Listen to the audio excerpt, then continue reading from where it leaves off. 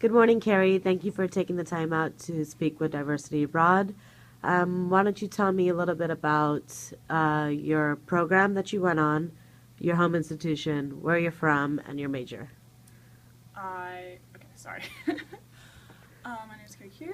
I am an English and Communications double major. I'm a senior at the University of North Carolina at Chapel Hill, and I studied abroad twice.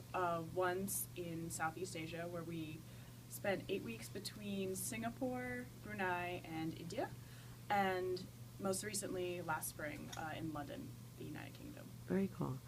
And why did you choose to study abroad? I knew I've always wanted to study abroad. It not only is it a great way to get your courses finished, but you can do it in a completely different culture. And meet. I love meeting people, and I love to see new things and try new foods. I love food, so that was a lot of fun. Food's always a good reason. Mm-hmm. And how did you go about funding your programs?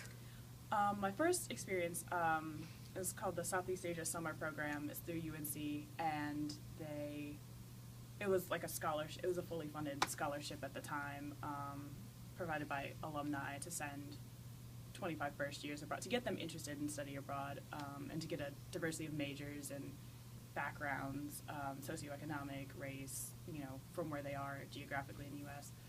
To go abroad. The second time was mostly through financial aid and scholarships from UNC. And was there anything that you wish you would have known about studying abroad before you went?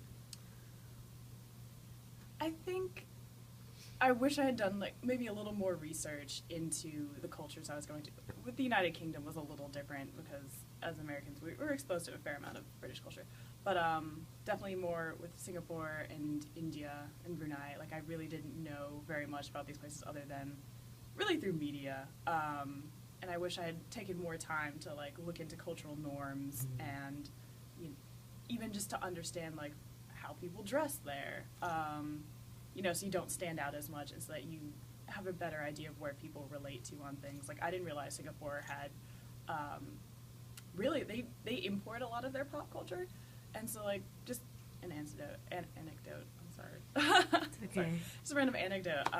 When I first got there, we had a dinner with a lot of Singaporean students, and one of them was like, "Oh yeah, you kind of look like Santana on Glee," and I'm like, I don't think I do, but okay. But I'm the fact that they knew what Glee was, and that so much of their culture, it just comes, so much of their pop culture and their youth culture comes from the U.S. and China and stuff like that. I just thought that was a really cool melting pot. I wish I had known that. So it was so many more things that we can talk about and relate to. Right. Great. And do you feel that, going off of that, do you feel that you ever experienced discrimination at either one of your programs?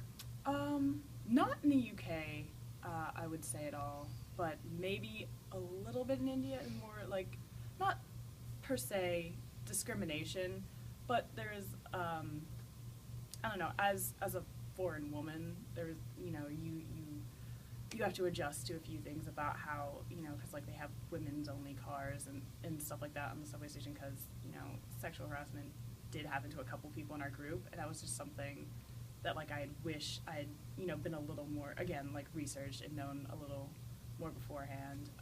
But I mean, those aren't, I don't know how to say it. It's not.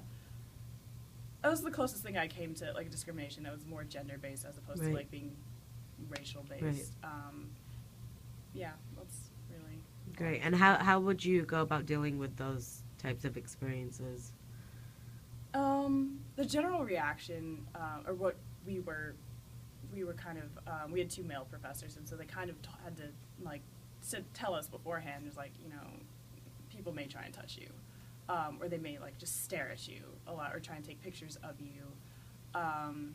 Really, you just have to be assertive. Basically what they said was you just tell them no, that is not an okay thing for you to do. And just assert yourself and move away, and basically basic things that you would say to someone here. Okay. And on a lighter note, what was... I'm sorry. No, it's fine. It's good. This is why we do these. It's for students to, learn about your experience and how to better prepare themselves. So, what would you say was one of your most memorable moments, either on both programs or one versus the other? Um, for for when I was in South and Southeast Asia, definitely when we went to the Taj Mahal, that just blew my mind. Like you just pass through this like little doorway beforehand. You can't really see it until you come through this little doorway, and it just like explode, and it's just gorgeous. And I was just like, the whole time I just couldn't believe I was there. Like this thing I had seen in like textbooks and like postcards stuff like growing up, and it was just so beautiful, and it was so full of people, and it was just such like a happy place.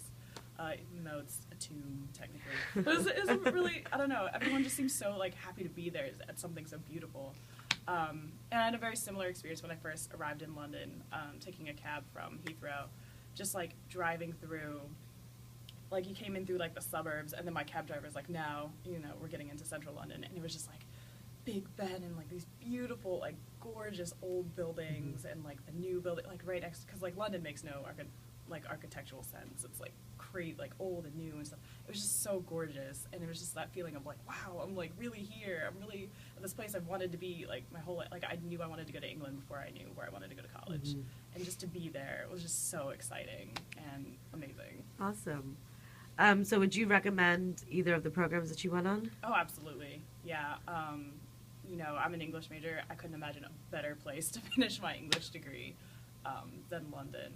Not even just like, the great, education and the fact that you're, like I went to Canterbury while I was over there as I was in a Chaucer class, which was a lot of fun if you're a nerd like me. But I don't know, just definitely like you will not regret it. You will never regret studying abroad. So off of that, based off of that, is there any advice that you would give students considering studying abroad? Go.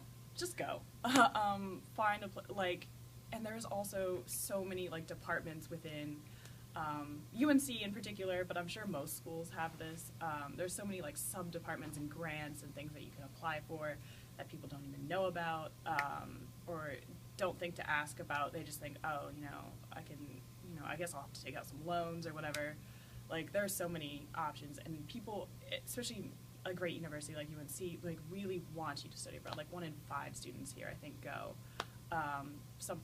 Some statistic along those lines. But yeah, they really encourage it, and the departments most of the time really encourage you to go and like explore and like learn from new professors and new ways of thinking about things. So, well, thank you so much for sharing your story with Diversity Abroad, and we appreciate it.